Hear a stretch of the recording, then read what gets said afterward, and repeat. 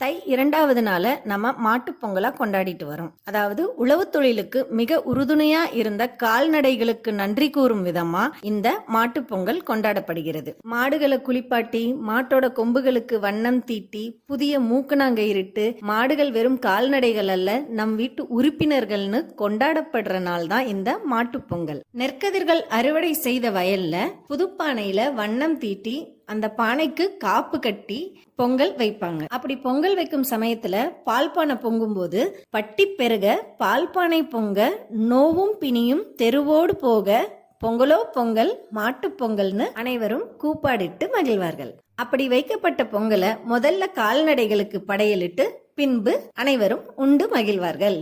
இப்படிப்பட்ட பாரம்பரிய திருவிழாவை நம்ம உற்றார் உறவினரோட கரும்பு சுவைத்து இனிப்புடன் மகிழ்ந்து கொண்டாடுவோம். அனைவருக்கும் மாட்டுப் பொங்கல் தின நல்வாழ்த்துக்கள்.